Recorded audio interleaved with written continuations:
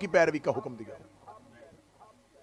असहाब मूसा भी थे, असहाब नूह भी थे, असहाब इब्राहिम भी थे, जय्यद से जय्यद असहाब गुजरे हैं। खुदा ने कुरान में उनका जिक्र किया है, उनकी तारीफ की है।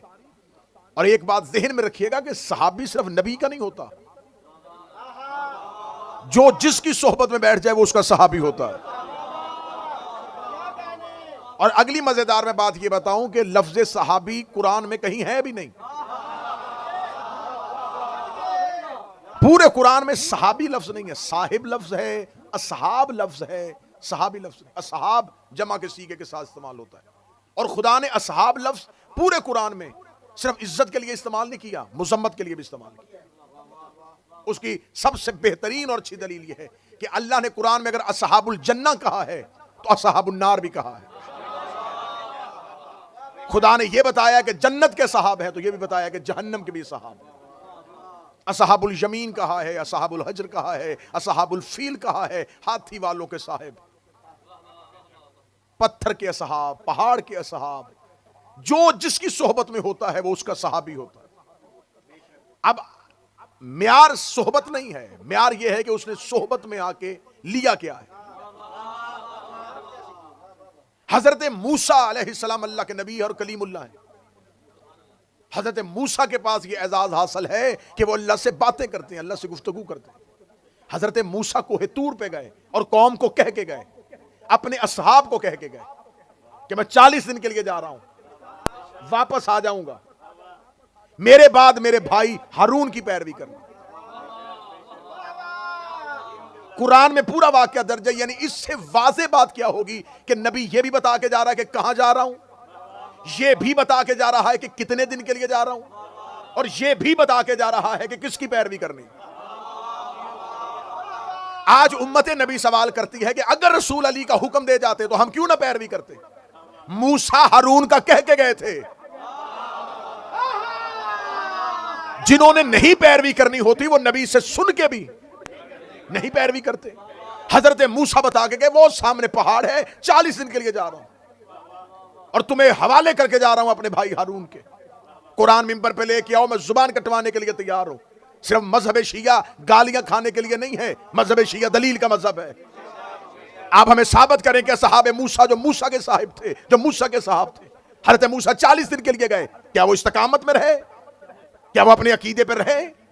40 दिन के लिए खुदा ने कुरान में पूरा वाक्य लिखा है, सिर्फ 40 दिन के लिए मूसा गए। हारून को छोड़ के बछड़े की पूजा शुरू कर दी। नबी के भाई को छोड़ के बछड़े की पूजा हुई। नबी पीछे उम्मत में भाई छोड़ के गया था।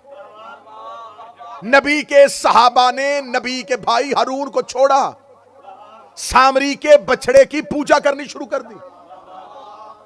20 दिन गुजरे थे, अभी 40 भी नहीं पूरे हुए, 20 दिन गुजरे और कौम ने बछड़े को सजदा करना शुरू कर दिया। जब हजरत मूसा 40 दिन के बाद आए तो देखा बिल्कुल वैसे ही जैसे ओहद के पहाड़ में हुआ था। माला हुसैन इन हाथों को सलामत रखे। जैसे रसूल कह के गए थे कि दर्रा ना छोड़ना, और सारा दर्रा खाली। मूसा वापस आए, कौम गायब। सीधे गए हारून के पास, हारून को पकड़ा। हारून, कहां गई मेरी कौम।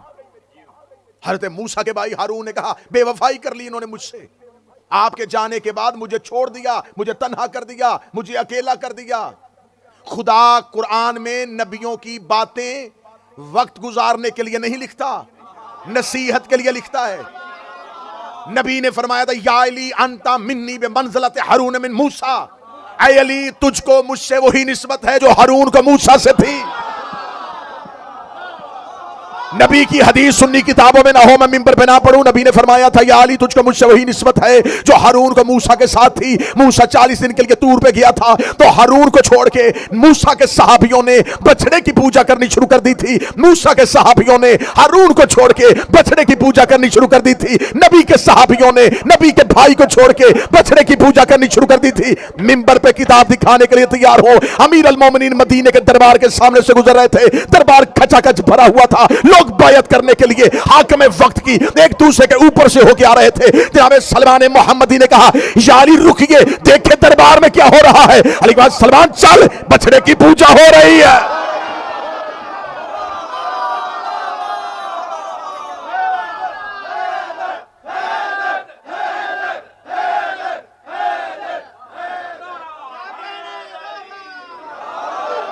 चल चले। बैयत नहीं,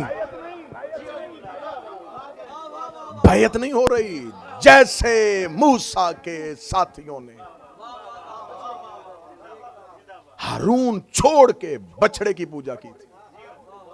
हुज्जत किसी को कह के जाए कि इसकी पैरवी करना है और कौम हुज्जत की पैरवी छोड़ के हुज्जत के मुकाबले पे जिससे भी माने वो बछड़ा होता है।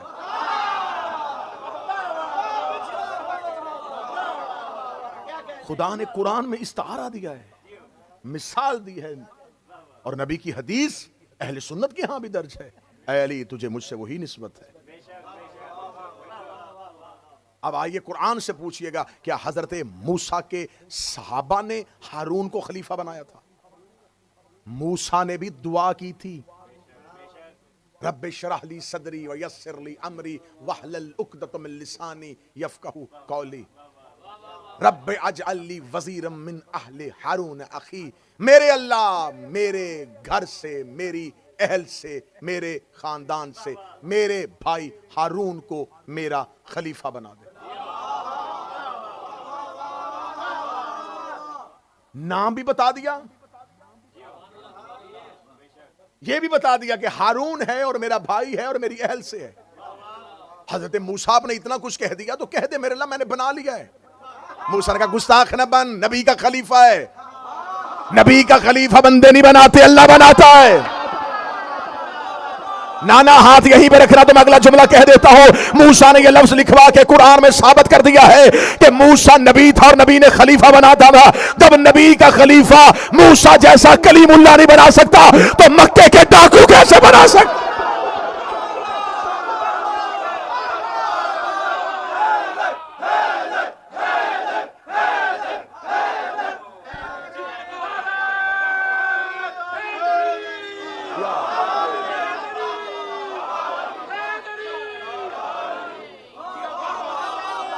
कैसे हो सकता है?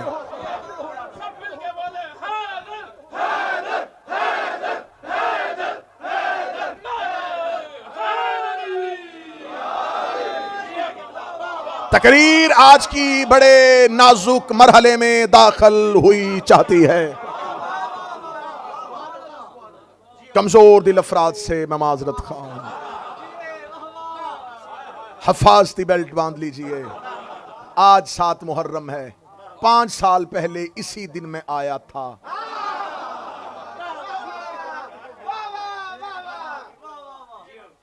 उसी अकीदे पे खड़ा हूं।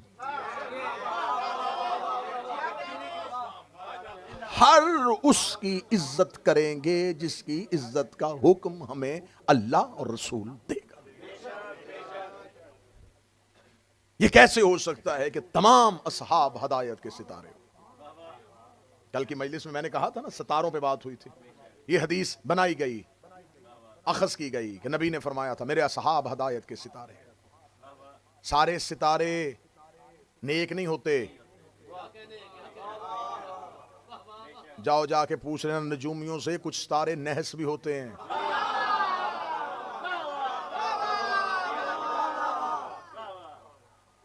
जिसकी चाहो पैरवी कर लो। कैसे हो सकता है?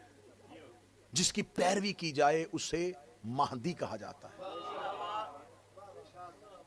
वो हदायत करने वाला होता है। और जो हदायत करने वाला हो उसकी सबसे बड़ी निशानी ये होती है कि जो खुद हिदायत करता हो वो किसी से हिदायत नहीं लेता। जो हिदायत करता है वो हिदायत लेता नहीं। अगर वो हिदायत लेता होगा तो हादी वो होगा जिससे वो हिदायत ले रहा है। मैं मिंबर पे हूं, मैं इस मिंबर पे, ये नहीं कि ये शिया इमाम बारगाह है अपनों में बैठ के मैं दावे कर रहा हूं। जब जहां जिस वक्त चाहो हम ये दावा साबित करने के लिए तैयार हैं। मेरे 12 में से किसी एक ने भी किसी से पढ़ाओ।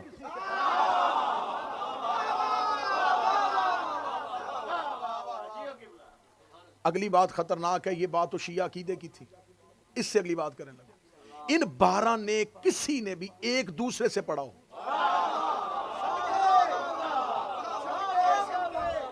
इमामत सिखाई नहीं जाती। इमाम की जबिल्लत में इल्म होता है।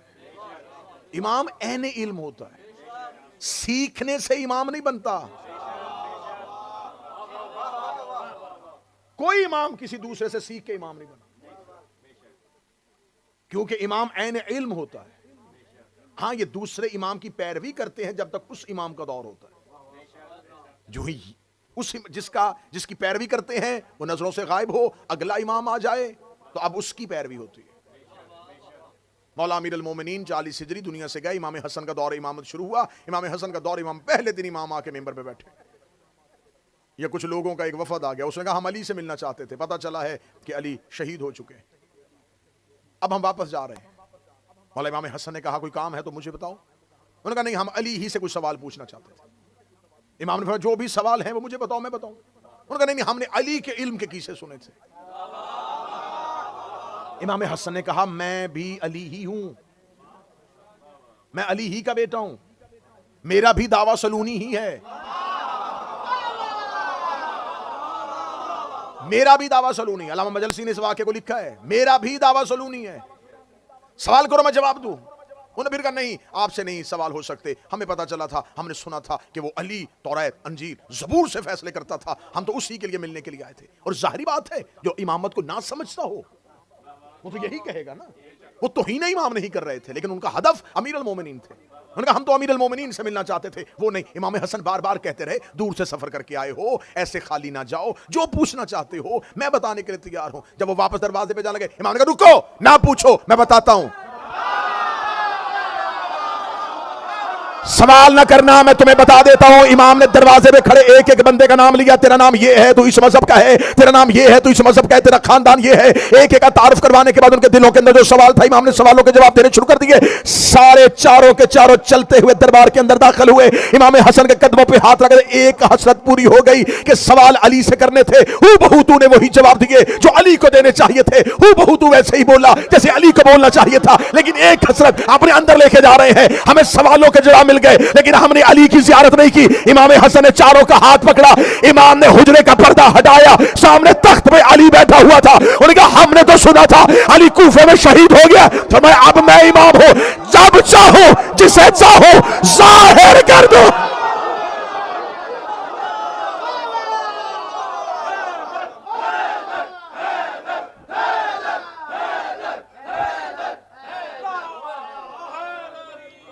जब चाहूं, जिस लम्हे चाहूं, जिसे चाहूं।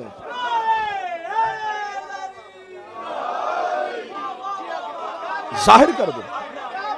क्यों? अब इमाम वक्त मैं हूं। इमाम किसी की पैरवी नहीं करता, इमाम की पैरवी होती है। इमाम मोहताज हिदायत नहीं होता। अगर वो मोहताज हिदायत हो जाएगा तो फिर वो हादी नहीं बनेगा। सहाबा हिदायत कर नहीं सकते क्योंकि वो खुद मोहताज हिदायत है। ये बड़ा सिंपल सी एक बात है समझने वाली। जो मोहताज हिदायत हो वो हादी नहीं होता। ये इसलिए हादी हैं कि ये किसी से नहीं हिदायत लेते। ये किससे हिदायत लेते? यहदूना बि अमरिना। ये डायरेक्ट अल्लाह से हिदायत लेते हैं। और अल्लाह भी हिदायत नहीं, इन्हें सिर्फ अमर करता है। अल्लाह इन्हें हिदायत नहीं करता, क्योंकि अगर अल्लाह इन्हें हिदायत करता था तो इनको हिदायत अल्लाह से लेने में जो एक लम्हा दरमियान में से खाली गुजरा है, उसमें सिर्फ इनकी इस्मत खतरे में नहीं जाएगी, उसकी वहदत भी खतरे में चली जाएगी। ये उसके अम्र से हिदायत करते हैं। अगर मैं आसान लफ्जों में कहूं और मुझे फलसफा और मंतक की बहस में ना जाना पड़े, ये किसी से नहीं पढ़ते, ये अल्लाह के शागिर्द हैं।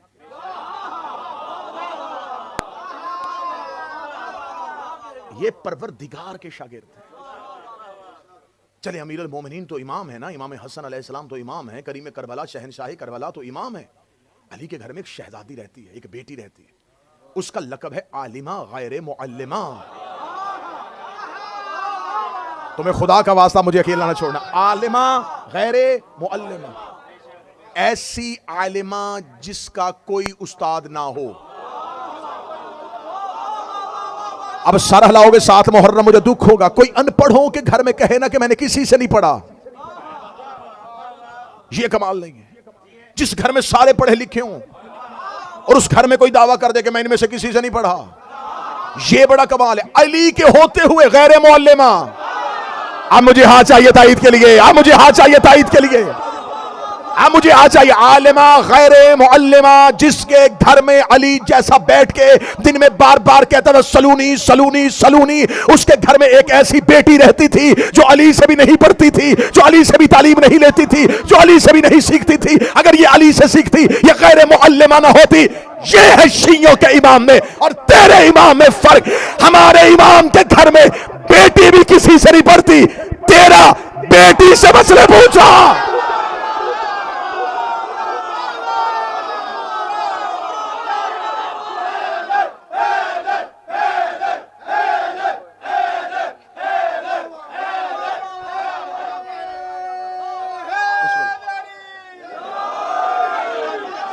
जिसकी बेटी किसी से ना पढ़े,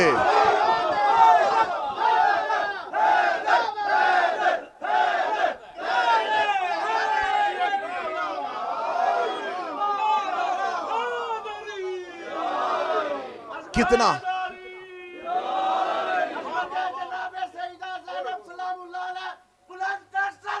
अल्लाहुम्मा सल्ली अला मुहम्मद व आले मुहम्मद। बिस्मिल्लाह सरकार। जिसकी बेटी किसी से ना पढ़े, एक इमाम वो है जिसकी बेटी इमाम से नहीं पढ़ रही। एक की बेटी इमाम से नहीं पढ़ रही, एक का इमाम बेटी से पढ़ रहा है। ये शिया मसला नहीं है, यह अहले सुन्नत की ताम है। इद्दत का मसला बताया है बेटी ने। बताएं, बहुत से ऐसे सवालात हैं जो उन्होंने बेटियों से पूछे। हाँ, बुखारी में लिखा हुआ है, बाबे वफात पैगंबर में लिखा हुआ है कि एक साहबी ने जाके अपनी बेटी से पूछा था कि रसूल को कितनी चादरों का कफन मिला था। यह सवाल बताता है कि वो दफन के वक्त मौजूद नहीं थी।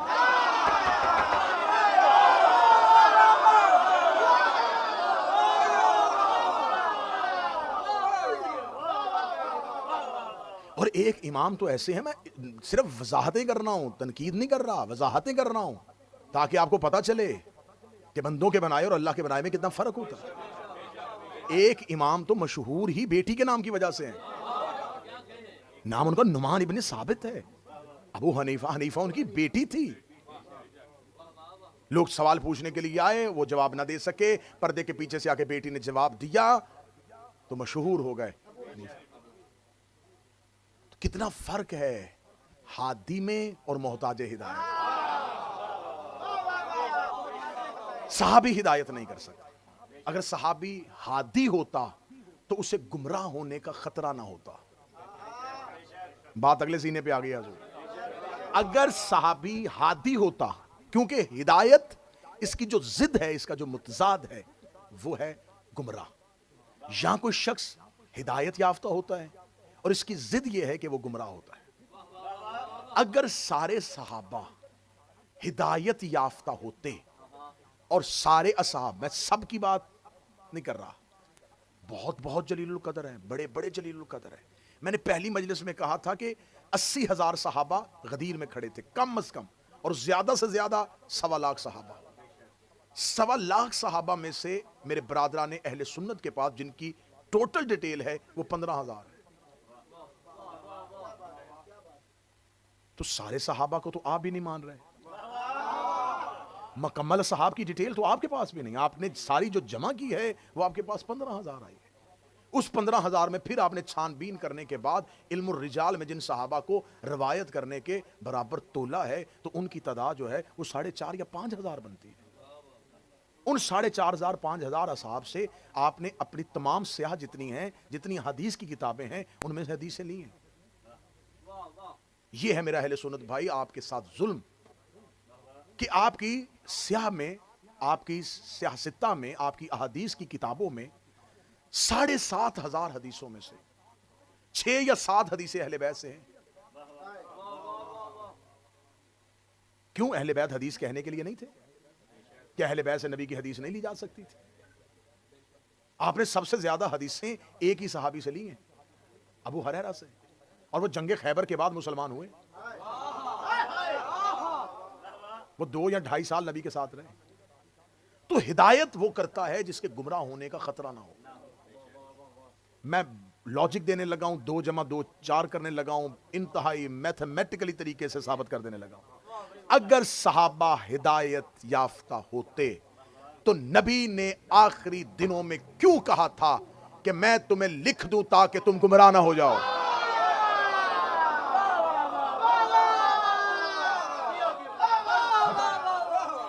क्या उस वक्त शिया मौजूद थे? उस वक्त तो हम शिया सुन्नी तो थे ही नहीं। उस वो जो लम्हा था, वो तो इस्लाम की एलीट क्लास, करीम लोग, सुपर डुपर लोग मौजूद थे कि जिन्होंने रसूल देखा है, जिन्होंने इन्हीं लोगों ने आगे हमें, ये शारे हैं दीन के, इन्होंने हम तक दीन पहुंचाना है, इनसे हदीस आनी है, ये माखिज हैं, ये मसादिर हैं, इनसे हदीस निकलनी है। इनके बाद ताबईन होंगे, फिर उनके बाद तबा ताबईन होंगे, फिर उनके बाद तबा ताबईन होंगे, फिर मुहद्दिसीन होंगे, फिर मुअर्रिखीन होंगे। ये इस्लाम का पूरा सफर चलना है। तो रसूल के बाद जहां से दीन की सारी शुआएं फूटनी थी, उनको नबी कह रहे हैं, और आखिरी रातों में कह रहे हैं, मैं तुम्हें ऐसा कुछ लिख दूं ताकि तुम मेरे बाद गुमराह ना हो जाओ। इसका मतलब है रसूल ने यह नहीं कहा कि मैं तुम्हें कुछ ऐसा लिख दूं ताकि बाद में पहुंचाना, तुम तो सारे ठीक हो, तुम तो सारे हिदायत पा चुके हो, ताकि बाद में आने वाले 2025 में बर्तानिया में नॉर्थहैम्पटन में कोई मुसलमान, भाई हमारी तो बात ही नहीं हो रही, हम कहां से आ गए? नबी उनसे कह रहे हैं मैं तुम्हें कुछ लिख दूं ताकि तुम मेरे बाद तुम मेरे बाद गुमराह ना हो जाओ। बात वक्त गुजारने के लिए या मजलिस बनाने के लिए, नारा लेने के लिए नहीं, हिदायत पहुंचाना मकसद है। अगर वो लोग हिदायत याफ्ता होते तो नबी ना कहते कि मुझे तुम्हारी गुमराही का खतरा है, या फिर वही कह देते कि या रसूलल्लाह आज आप हमें कह रहे हैं, कल तो आप हमें कह रहे थे कि मेरे सारे सहाबा हिदायत के सितारे हैं।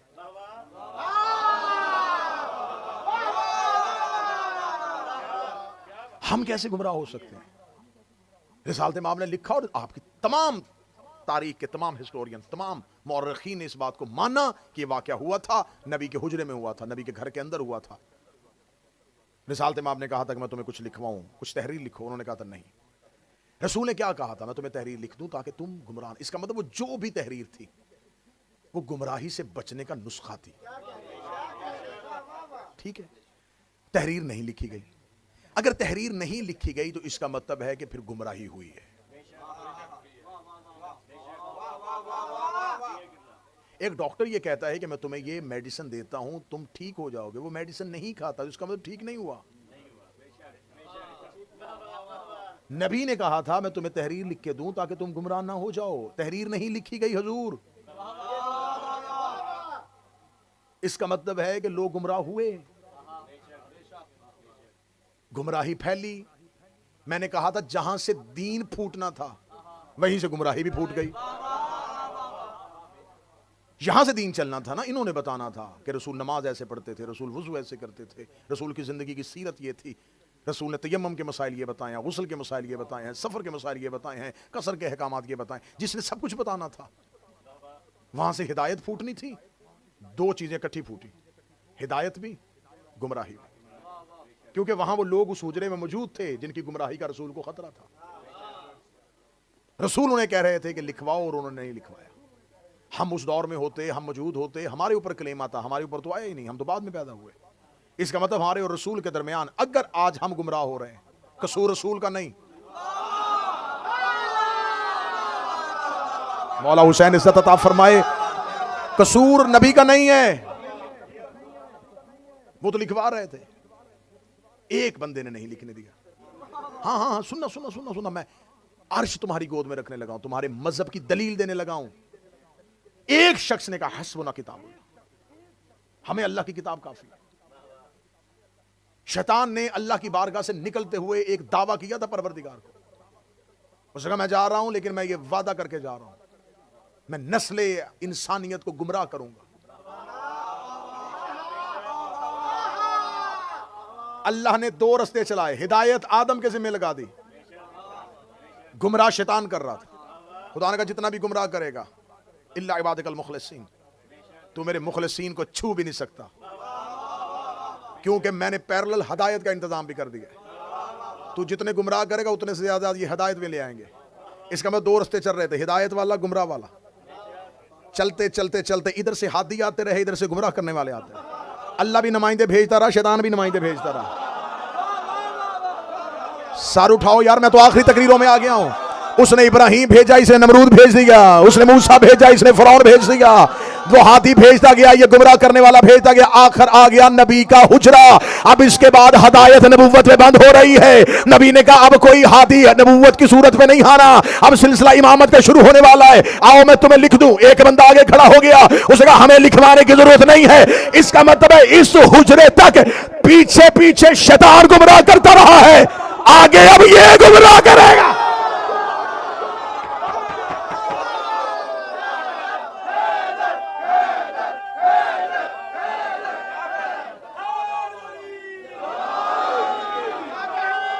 अब गुमराही दलील में हल्की सी झोल हो तो बताना, लॉजिक जहन कबूल ना करे तो तुम्हें हुसैन का वास्ता बताना। हिदायत भी चल रही थी, गुमराह होने वाले भी चल रहे थे। रसूल के हुजरे में आके आखिरी नबूवत का हादी कह रहा है, और इसने हिदायत के दो काम किए। गदीर में इसने प्रैक्टिकल बताया, ये हादी है। हुजरे में इसने कहा लो तहरीर लिखवा दो। पहली तकरीर याद है, थ्योरी और प्रैक्टिकल। गदीर प्रैक्टिकल। कहा आओ मैं तुम्हें कुछ लिख दूं। नहीं लिखवाया गया। इसका मतलब आज सारी इंसानियत में लोग कह रहे हैं या अल्लाह हमें गुमराही से बचा, या अल्लाह हमें गुमराही से बचा। तो अल्लाह से दुआएं क्यों कर रहे हो? उसे तो बचाया था, उसे तो अपने हाथी भेजे। वो नबी तो कह रहा था कि तुम्हें नुस्खा लिख दूं, नहीं गुमराह होगे। तो अब अगर तुम गुमराह हो रहे हो तो अब सिर्फ शैतान का कसूर नहीं है, क्योंकि उसने बड़े अच्छे तरीके से अपनी रिस्पॉन्सिबिलिटी आगे ट्रांसफर कर दी है।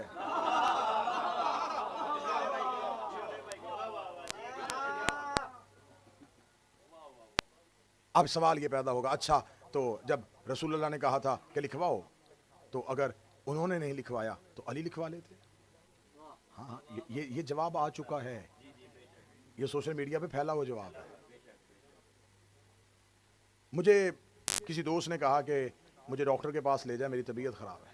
मैं डॉक्टर के पास उसके लेके चला गया। मैं मिसाल दे रहा हूँ, मैं डॉक्टर के पास लेके चला गया। डॉक्टर साहब ने उससे कहा जी ये, यानी कि मैं अगर बरतानिया की मिसाल दे दूँ तो डॉक्टर ने कहा जी पैरासीटामोल ले लो, क्योंकि इससे अच्छा इलाज मैंने यहाँ नहीं देखा। उसने उसे मेडिसिन लिख दी। जब उसने मेडिसिन हसन भाई लिख के दी तो मैं साथ उसको लेके गया था क्लिनिक। मैं उसको सिर्फ साथ लेके गया था। उठते हुए उसने मुझे कहा आप भी लिखवा लें। मैंने कहा भाई मुझे लिखवाने की क्या जरूरत है?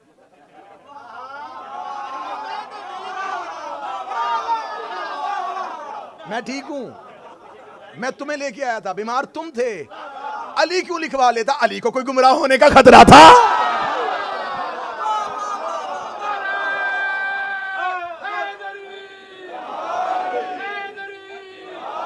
अच्छा दूसरा जवाब सुन लो, दूसरा जवाब ले लो। आप कह रहे हैं कि अली ने अच्छा रसूल बज़िदों के लिखवा लेते।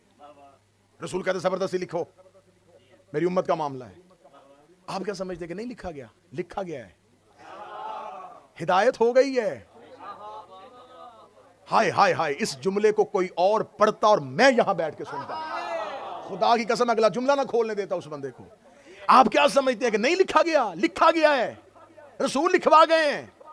रसूल यही बताना चाहते थे कि गुमराह कौन है।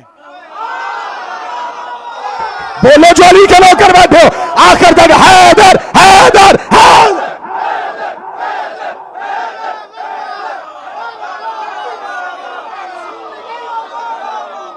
रसूल ये बात ना करते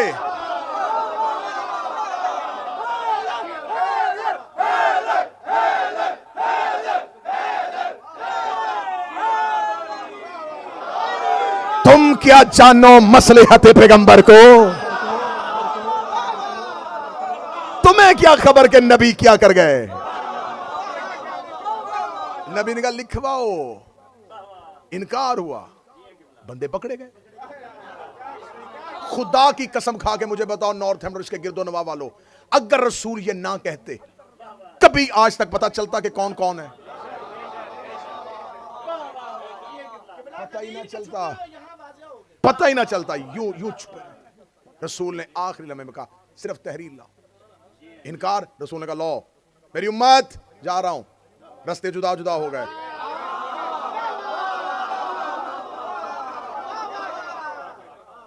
अगर रसूल ने जबरदस्ती लिखवाना होता तो अल्लाह शैतान से जबरदस्ती सजदा करवा लेता।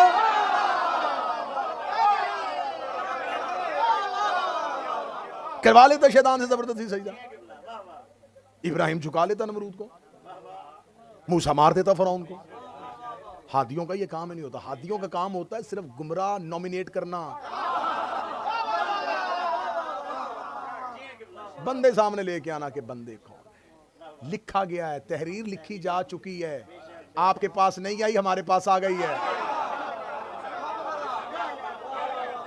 हमारे पास इतनी मजबूत तहरीर आ गई है कि हमें अब कुछ भी हो जाए हम उससे नहीं मानेंगे।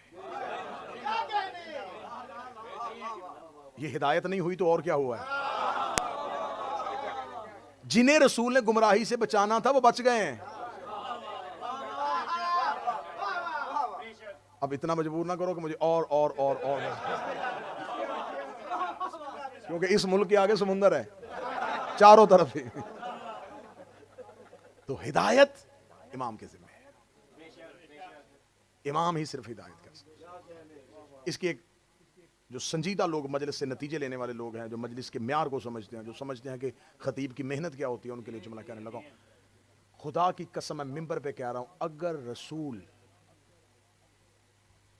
उसी लम्हे जबरदस्ती कर लेते, जो काम 61 हिजरी को हुआ वो 11 को हो जाता।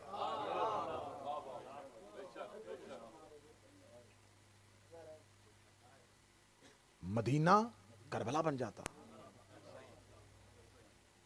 क्या रसूल के बहुत अरसे बाद नबी का नवासा कत्ल हुआ है? 50 साल। जो सर नबी की गोद में होता था वो नेज़े पे गया है। ये सब कुछ किसने किया था? उन्हीं लोगों ने किया था। तो आप उनसे ये तवक्को कर सकते हैं कि नबी उनको जबरदस्ती हिदायत पे लेके आता। जैसे बेटी बाजार में गई थी, मां बाजार में आ जाती। जिन्होंने सरे हुसैन नेज़े पे सवार किया वो सरे मुस्तफा भी नेज़े पे ले जाते।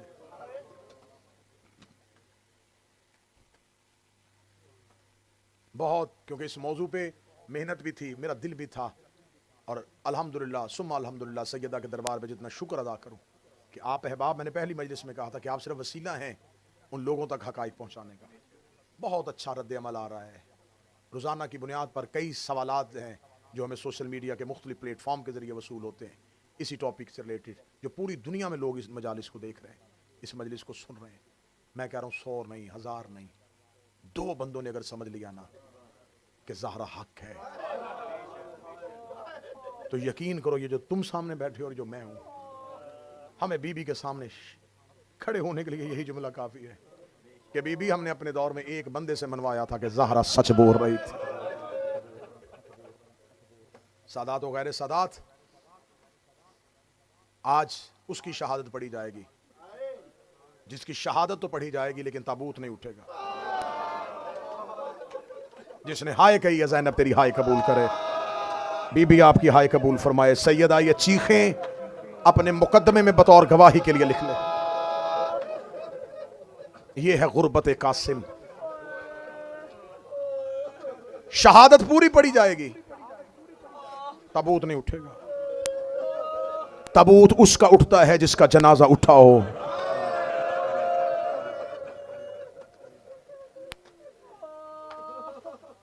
बहुत सी जगहों में पाकिस्तान में गठरी बरामद होती है, बहुत सी जगहों में मेहंदी बरामद होती है।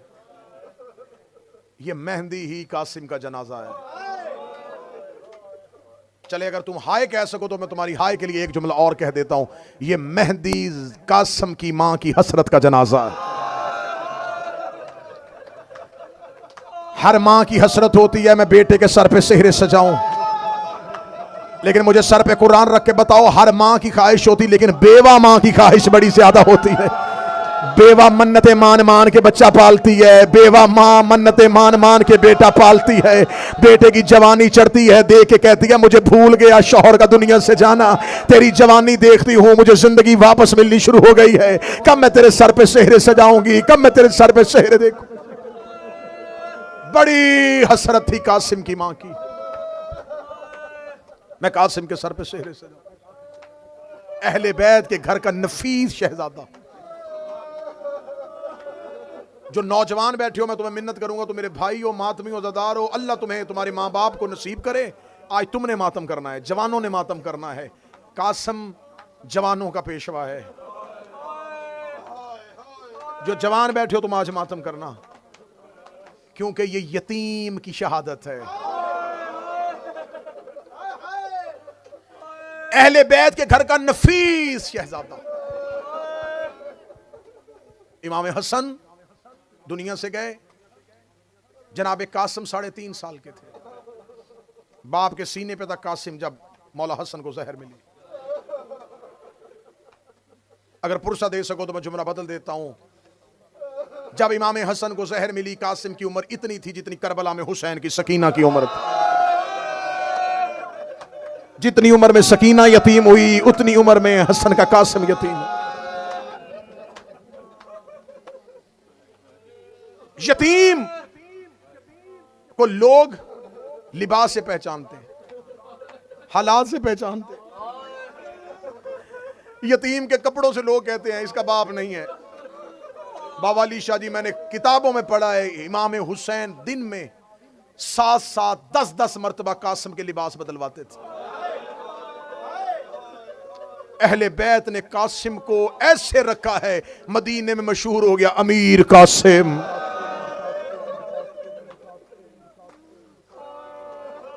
इमाम हुसैन अलैहिस्सलाम का हुक्म था, मेरे कासिम को दिन में कई बार लिबास बदलवाओ, किसी को शक भी ना हो ये कासिम यतीम है। अहले बैत के घर में पहली नई सवारी कोई घोड़ा आता कासिम के नाम का। इतना लाड करते थे सारी अहले बैत जनाबे कासिम। जनाबे कासिम इमाम हसन के जाने के बाद मां की गोद में रही नहीं। कभी ज़ैनब ले जाती, कभी कलसूम ले जाती। इमाम हुसैन रात को मस्जिद से आते, ज़ैनब कासिम को लेके आओ, सीने पे हुसैन कासिम को लिटाते। ऐसे अहले बैत ने पाला था ये शहजादा। जो करबला गए हो, जो ज़ियारत करके आए हैं, वो गवाही दे देंगे। जो नहीं जा सके, इस जुमले का सदका मौला तुम्हें ले जाए। एक लम्हे के लिए अपने जहन में ख़याम गाह लेके आओ। खैमा गाह में जनाबे कासिम का हुजरा सबसे आखिर में। जनाबे कासिम का हुजरा जो है, खैमा जो है, खैमा जिसे हुजरा अरूसी कहा जाता है, आज भी लिखा हुजरा अरूसी। जिन्हें जनाबे कासिम की मेहंदी पे एतराज़ है, जाओ पहले करबला में जाकर देखो, जनाबे कासिम के खैमे पे लिखा हुआ है हुजरा अरूसी, शादी वाले का हुजरा। मैंने करबला में बैठ के ख़याम की तरतीब पूछी थी आलिम दीन से, ख़याम की तरतीब कहाँ है? इसमें हर खैमा हुसैन ने किस हिकमत के तहत लगाया था? उन्होंने कहा कासिम का खैमा यहां लगाने का मकसद यह था कि कासिम के खैमे में गर्म हवा ना आए, क्योंकि कासिम का जिस्म बड़ा नाजुक था। गर्म हवा कासिम के जिस्म पे बड़ी जल्दी असर कर देती थी। मैंने तो जुमला पढ़ दिया था कि जवान इस जुमले पे मातम कर देते। हुसैन जिसके जिस्म को गर्म हवा नहीं लिखने देता था, उसका जिस्म घोड़ों के सुम्मों ने बवाल किया।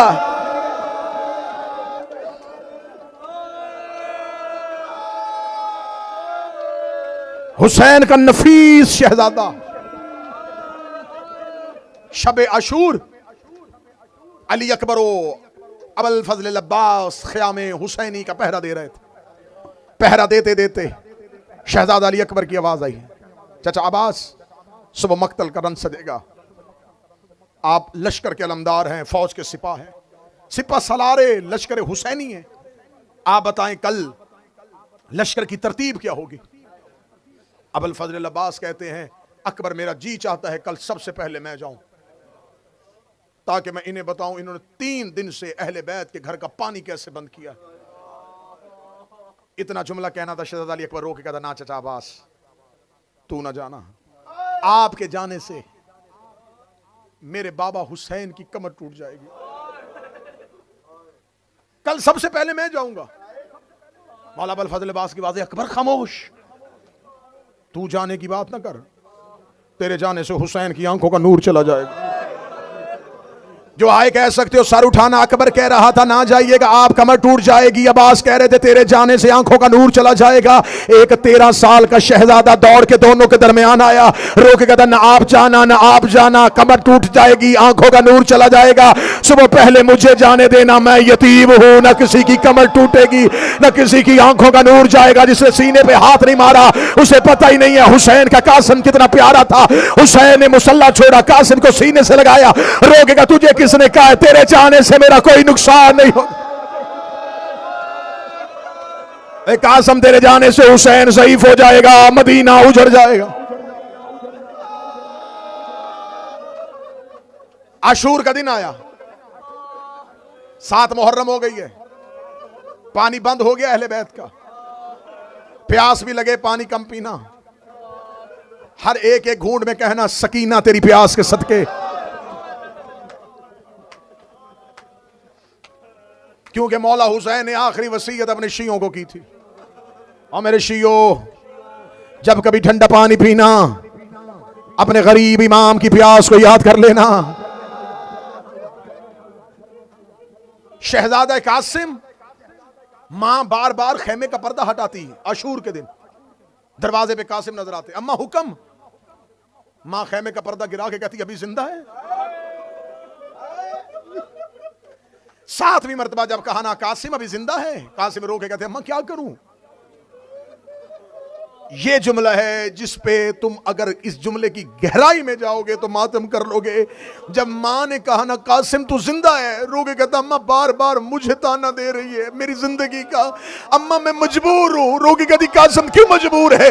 रोगी कहता तू खेमे से बाहर आ नहीं सकती, बाप मेरा है कोई नहीं, हर किसी का बाप इजाजत लेके दे रहा है, आज मेरा बाबा होता हुसैन को जाके सिफारिश कर देता, मैं यतीम हूं मेरा कोई बाप नहीं है, मैं किसकी जाके सिफारिश। ये हक है, ये हक है, ये हक है मातम का, ये हक है गरीबों को रोने का।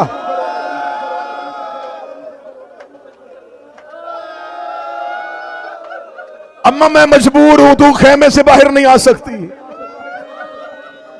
बाप मेरा है नहीं, मेरा बाबा होता।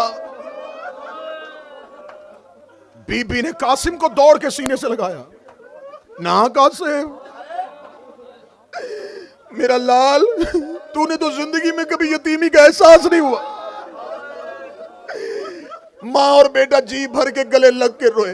कासिम कहता अम्मा आज बाबा होता। माँ कहती कि कासिम तेरे बाप ने तेरे बड़े ख्याल किए, कासिम तेरे बाप ने तुझे हर एहसास से बचाया। ये कह के बीबी ने कासिम के बाजू से तवीज खोला, रोक गदी जा जाके हुसैन को तवीज दिया। रूखी कहता है माँ ये तवीज किसका है? कहती तवीज नहीं बाबे की तहरीर है, जब जहर मिली हुई थी। रूखी कहता मुझे एक तहरीर लिखने दो, जब दीन में मुश्किल बन जाए कासिम को कहना मेरी जानब से हुसैन को दे देना। कासिम ने अपने हाथ में तहरीर उठाई, वहां गया जहां टीले पे करबला का गरीब बैठा था। रूखी कहता इजाजत मौला ना दे, एक बार तहरीर पढ़ ले। मुद्दत के बाद भाई ने भाई की तहरीर को देखा, हुसैन ने कासिम के हाथों से तहरीर ली। कासिम की तहरीर में हसन के लहू की खुशबू आ रही थी। हुसैन ने तहरीर को आंखों से लगाया, रो के कहने लगा हाय हसन आज तू जिंदा होता, हुसैन सहरा में गरीब ना। हौसला।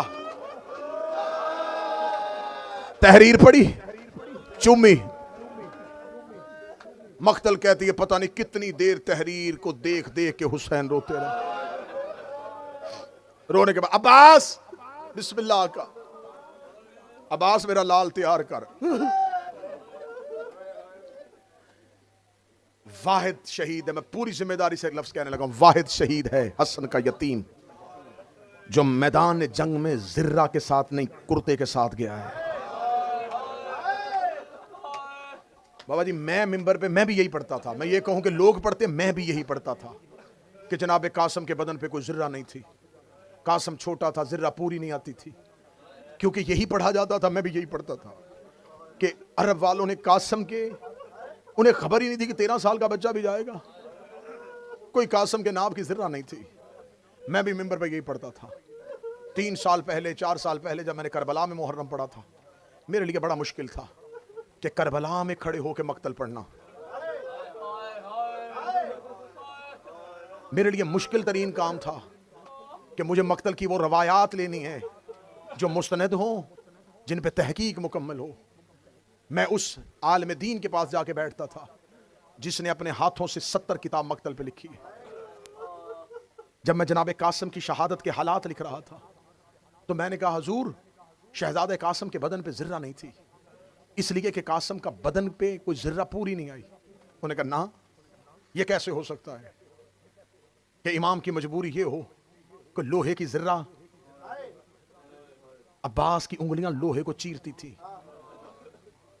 तो मैंने कहा फिर कासिम को जिर्रा क्यों नहीं पूरी आई? वो रो के कहने लगे उसका बदन इतना नफीस था। हाय हाय हाय हाय, कासम का जिस्म इतना नफीस था, लोहे की जिर्रा बदन पे आ ही नहीं सकती थी। कासिम का बदन फूल की मानिंद था, जैसे एक नया फूल खिलता है, लोहे की जिर्रा कासम के बदन पे नहीं आ सकती थी। और सरों पे कुरान रख के बताओ, जिसको मौला ने बगैर जिर्रा के भेजा था, उसके बदन पे जब लोहे के सुम,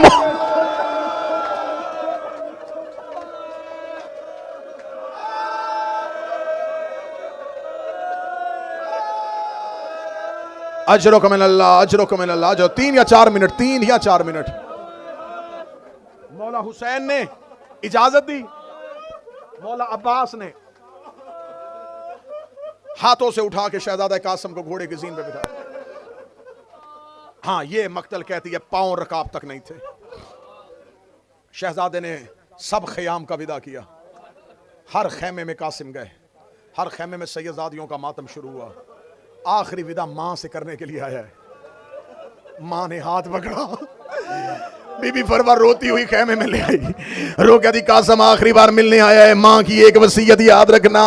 शाम के लोगों ने ताना दिया था कि हसन को लड़ना नहीं आता था, शाम के लोगों ने ताना दिया था कि हसन को लड़ना नहीं आता था। कासम तेरे बाप के ऊपर अहले शाम का ताना है कि हसन को लड़ना नहीं आता था, इसलिए हमने सफीन के बाद हसन से मुआहिदा करके हसन को भेज दिया था। कासम आज ऐसे जंग करना, सामने शाम के लोग खड़े हैं जिनके सामने तेरा बाबा तन्हा खामोश होकर चला गया था। कासम देख रहा, अम्मा तेरे सर की कसम है, जिन्होंने मेरे बाप को शाम वालों ने ताना दिया था, तेरा कासम वादा करता है मैं ऐसे लड़के आऊंगा, हर लाश करबला से उठेगी, तेरे यतीम की लाश।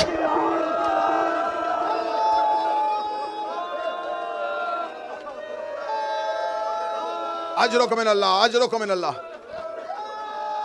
घोड़े के जीन पे शहजादा कासम आए, अब्बास टीले पे।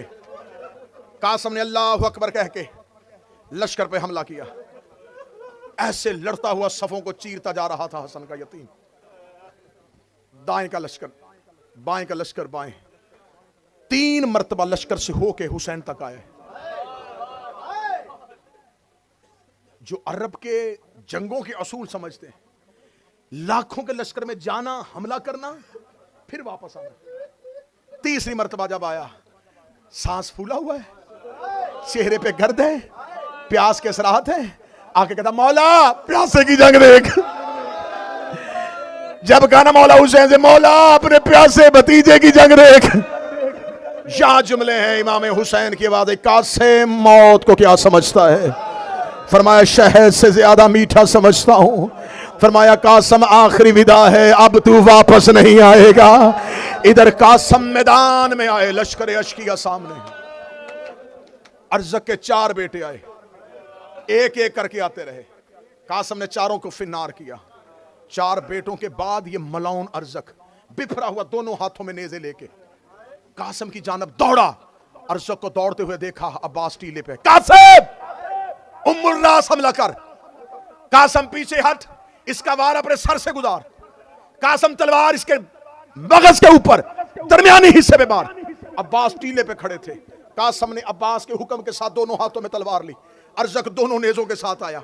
शहजादा कासिम ने उसके दोनों वार अपने सर से गुजारे, पूरी ताकत के साथ उसके सर पे वार किया, ऐसे जैसे अली ने मरहब को 2 हिस्सों में तकसीम किया था। अरज़क का 2 हिस्सों में तकसीम होना था। अब्बास की आवाज़ आई, मरहबा मेरा लायक शागिर्द, जियो मेरे हसन का यतीम। मौला अब्बास की आवाज़ आई, हुसैन शहनशाह देख मेरे कासिम का वार, देख मेरे कासिम का वार ऐसे है जैसे खैबर में अली लड़े थे। इधर अब्बास दाद दे रहे थे, इधर अब्बास की वाह वाह की आवाज़ आ रही थी। मलाउन की आवाज़ आई, लाखों इकट्ठे होके कासिम को घेर लो। चारों तरफ से फौजों ने हमला शन्नक शुरू कर दिया। एक मलाउन का नेजा कासिम की आके पोश में लगा, एक नेजा कासिम के सीने पे लगा। शहजादा कासिम घोड़े की जीन से गिरना शुरू हुआ। कासिम के पांव रकाबों में फंस गए। कासिम के घोड़े को इन्होंने तोड़ाना शुरू किया। कासिम ना जीन पे था ना जमीन पे था।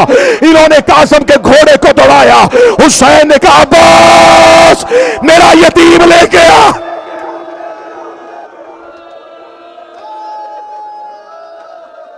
एक मिनट रह गया, 1 मिनट है मेहंदी की बरामदगी। अब्बास करबला के टीले से घोड़े को दौड़ाया। उमर इब्ने साद मलऊन ने अब्बास को आते देखा। इसने ऊंची जगह पे खड़े होकर कहा, गाजी के आने से पहले मशरक के घोड़े मगरब दौड़ा दो। मगरब के घोड़े में तो पड़ गया मुसाइब, अल्लाह जाने तो किस ख्याल में था। मशरक के घोड़े मगरब, मगरब के घोड़े मशरक, दोनों तरफ से घोड़े दौड़ने शुरू किए। जाते हुए अब्बास को देखे हुसैन ने कहा, अब्बास तू आ जा, अब मैं जाता हूँ। जाते हुए अब्बास को हुसैन ने कहा, अब्बास तू वापस आ, अब मैं जाता हूँ। अब्बास मेरा कासिम जीन से गिर चुका है, मेरा कासिम तकसीम हो चुका है। हुक्म इमाम था, अब्बास वापस आ गए। हुसैन करबला के मैदान में आया। इधर से लाशों से ऊपर से घोड़ों ने हटना शुरू किया।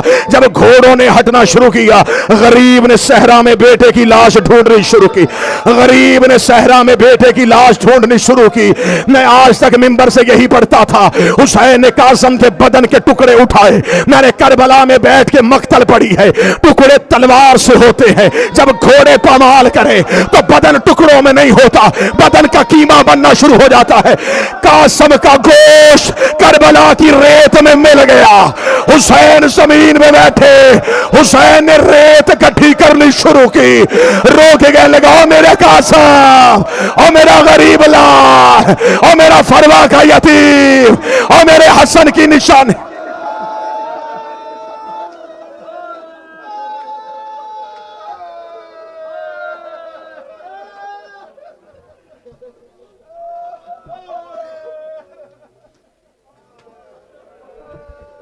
कुबरा दा बाबा चादर बिछा के,